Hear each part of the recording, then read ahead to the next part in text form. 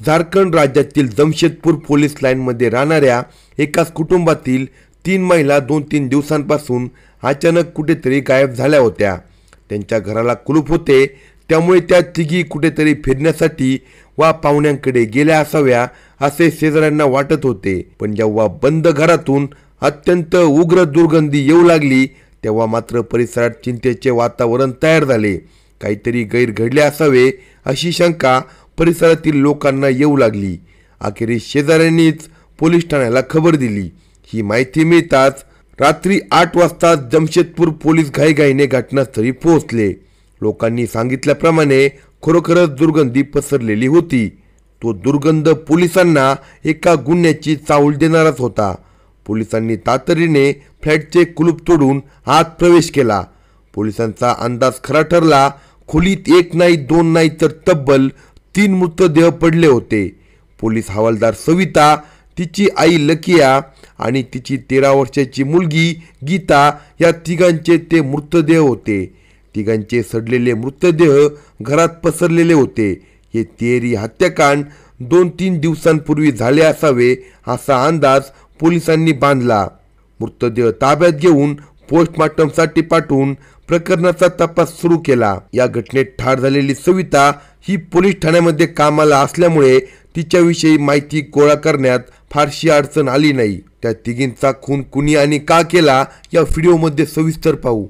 जर तुम्ही चॅनलवर नवीन असाल तर कलम 302 या मराठी चॅनलला लगेच सबस्क्राईब करा। झारखंड राज्याला नक्षलग्रस्तांचे ग्रहणच लागले आहे।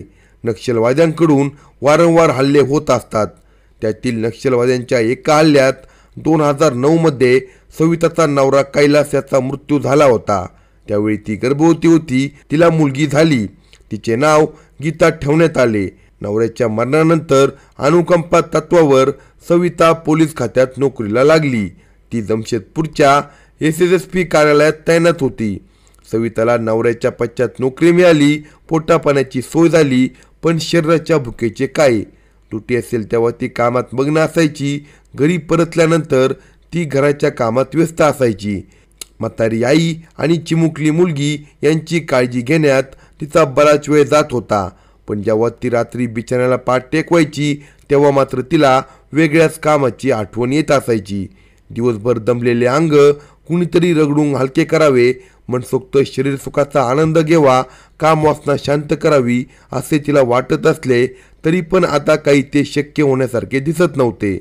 पण तिच्या शरीराची आग काही तिला शांत बसू देत नव्हती। तरणीबांड विधवा पाहून अनेक कामदांच्या मनात तिच्याबद्दल कामुक विचार येतात। तिला भोगण्याची स्वप्ने अनेकांना पडतात। सविता अजून तरुण होती, विधवा होती, त्यामुळे तिच्यावरही काही जणांचा डोळा होता। यातच तिची ओळख तिचा सहकारी असणाऱ्या रामचंद्र याच्याबरोबर झाली। रामचंद्रचे लग्न झाले नव्हते, त्यालाही श्रीसुखाची गरज होती। तो SSPच्या वाहनांवर चालक होता। साहजिकच SSP कार्यालयात असतील तेव्हा तो कार्यालयात असायचा। तिथे सविता कार्यरत होती। एका ठिकाणी काम करत असल्याने त्यांच्यातील संपर्क वाढला। आता रामचंद्र तिला एकटीला गाठून बोलू लागला, तिच्याशी गप्पा मारू लागला, तिला घरी सोडण्यासाठी जाऊ लागला। कधी कधी तिला ड्युटीवर येतानाही तो घेऊन येत असायचा। पोलीस गाडी दारात घेऊन तिला घेऊन जायचे किंवा पोलीस गाडीतून तिला घरी सोडले जाते, यात कोणाला काही गैर वाटण्याचे कारण नव्हते। मात्र रामचंद्रच्या मनात वेगळाच विचार सुरू झाला होता। हळूहळू त्याच्या मनात जे आहे ते पूर्ण होण्यास वेळ लागणार नाही याची त्याला खात्री पडली। तसा त्याचा जोर वाढला। तो तिच्याशी जास्तच लगट करू लागला। नवऱ्याच्या सुखापासून वंचित असलेल्या सविताच्या मनातही कामाग्नी पेटला होता। आता तीही त्याच्याशी आपुलकीने वागू लागली होती। एके दिवशी तिने त्याला घरी जेवण्यासाठी बोलवले, तसा तो हरकला। ठरल्याप्रमाणे तिच्या घरी पोहोचला। तिने त्याचे स्वागत केले। घरात ती एकटीच होती। इकडच्या तिकडच्या गप्पा सुरू झाल्या। नंतर ती म्हणाली, तुम्ही जेवून घेता का? तो आजूबाजूला पाहत म्हणाला, पण तुमची आई मुलगी येऊ द्या ना, सगळेच जेवू। तेव्हा ती म्हणाली, त्या इथे नाही, त्या दोघी गावाला गेल्या आहे। त्याने तिथे जेवण केले आणि त्या दोघांनी तिथे मनसोक्त कामक्रीडा पूर्ण केली। दोघांनी एकमेकांना घट्ट आवळून धरले। एकमेकांना कुरवाळत चुंबनांची देवाणघेवाण सुरू झाली। त्याचे हात मुक्तपणे तिच्या शरीरावर फिरू लागले. तिच्या नितंबाचा घेर कुस्करत आता तिला कपड्याचा अडसरही नकोसा झाला होता. त्याने तर केव्हाच कपडे उतरवले होते.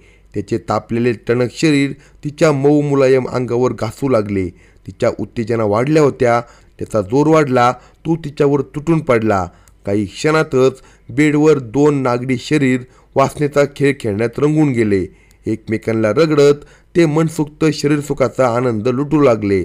त्याचे लग्न झाले नसल्याने तो भुकेला होता, तर ती नवऱ्याच्या निधनानंतर सुखापासून वंचित होती. दोघेही आतुर असल्याने एकमेकांना वरबाडू लागले.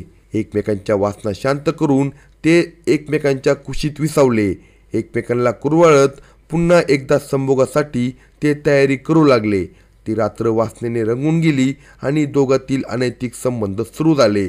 चोरीचुपे असलेले संबंध आता तिच्या आईच्या लक्षात आले, पण तरुण विधवा मुलीची गरज लक्षात घेऊन तिने तोंड बंद करून ठेवले.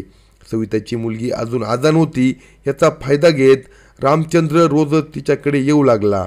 तो आला की सविता त्याच्याबरोबर बेडरूममध्ये झोपत होती, तर तिची आई आणि मुलगी दुसऱ्या खोलीत झोपत असायची. अगदी नवरा बायकोप्रमाणे सविता आणि रामचंद्र यांच्यात नियमित संबंध सुरू झाले. या संबंधाची चर्चा आता पोलीस खात्यातही सुरू झाली होती, पण दोघांनाही कोणाची पर्वा नव्हती. त्यांच्यातील संबंध सुरू असताना तिच्या आयुष्यात सुंदर आला. सुंदरचे वय फक्त 25 वर्षे होते. साहजिकच तरण्याबांड सुंदरवर सविताचा जीव जडला. रामचंद्रपेक्षा कमी वयाचा सुंदर तिला आता आवडू लागला. आता ती सुंदरला घरी बोलावं लागली. सुंदर तर नवतरुण होता. ती बोलावेल तेव्हा तो येत होता. तिच्याशी संबंध ठेवत होता. साहजिकच आता ती रामचंद्रला टाळू लागली. आपल्याला भरभरून सुख देणारी सविता आता का टाळू लागली आहे, असा प्रश्न त्याला पडला. तो वारंवार तिला काय चुकले म्हणून विचारत होता. माझ्याशी का बोलत नाही असे म्हणत तिचा पिच्छा पुरवत होता. त्यामुळे ती कधी कधी त्याला बोलावत असायची, पण आधीप्रमाणे ती मनसोक्त कामक्रीडा करत नाही ही त्याच्या लक्षात आले. तसा तो तिच्यावर पाळत ठेवू लागला. लवकरच त्याच्या लक्षात आले की सुंदर आता तिच्याशी खेळ करतो. त्यामुळे ती आपल्यापासून दुरावली. आपल्या सुखात अडचण निर्माण करणाऱ्या सुंदरवर तो चिडून होता. सविताचे सुख पुन्हा मिळवायचे असेल तर सुंदरला त्याच्यापासून दूर केले पाहिजे असे त्याला वाटू लागले. हळूहळू त्याचा हा विचार पक्का होत गेला. अखेरीस त्याने निर्णय घेतला की सुंदरला संपवायचे, पण असे तसे संपवायचे नाही, तर सविता बरोबर काम क्रीडा करत असताना त्याला रंगेहात पकडून तिच्यासमोर संपवायचे, म्हणजे ती पुन्हा दुसऱ्या कोणाचा विचार करणार नाही. तो आता सुंदरच्या पाळतीवर राहू लागला. सुंदर दिनांक 19 जुलै रोजी रात्री सविताला भेटणार असल्याचे रामचंद्रच्या लक्षात आले. कारण सविताला सुट्टी होती, तरीही तिने रामचंद्रला घरी येऊ नको असे सांगितले होते. ती मला येऊ नको म्हणते, याचा अर्थ सुंदरच तिच्याकडे येणार असेल असे गृहीत धरून रामचंद्र तयारीला लागला. तो तयार झाला. रात्रीच्या काळोखात तो सविताच्या घराबाहेर टिहाळणी करू लागला. मध्यरात्र उलटून गेली तरी सुंदर काही आला नाही. तसा रामचंद्र विचारात पडला. आपण बाहेर वाट पाहत बसलो आहे, पण तो तर आज सविताबरोबर मजा मारत असेल असे त्याला वाटले. सुंदर तिला बघण्यासाठी लवकर आला असेल असे विचार करून रामचंद्र संतापाने लाल झाला. तो रागाच्या भरात गाडीतून उतरला आणि तरातरा तिच्या घराकडे निघाला. त्याने दारावर थाप मारली, पण तिने दरवाजा उघडला नाही. त्याने पुन्हा दार ठोठवले. आतून सविताचा आवाज आला. ती जागी झाली होती. तिने दरवाजा उघडून त्याला आत घेतले. तुला सांगितले होते आज जेवू नको म्हणून, मग का आला? तिने दरडावले. तो रागाने म्हणाला, मी नाही तर कोण, तुझा तो सुंदर आला आहे का? असे म्हणत तो बेडरूमकडे निघाला. त्याला अडवत ती म्हणाली, तू काय बोलतोय, तुला कळतंय का?